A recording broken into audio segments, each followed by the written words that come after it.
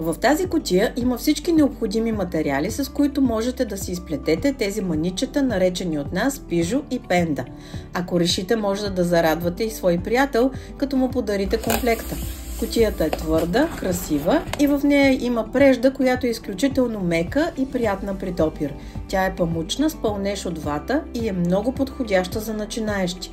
Направили сме и началото на плетката, за да ви бъде по-лесно плетенето. Пухкава вата, с която да напълните телцата на пижо и пенда, аксесуари като очички, дискове за прикрепяне и специална игла за прежда. И най-важният инструмент – куката, която е много удобна.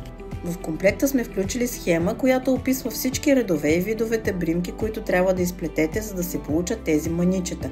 Има QR код и парола, с която можете да гледате видеоуроците, които са на български, и стъпка по стъпка ще ви покажат как да изплетете пижо и пенда.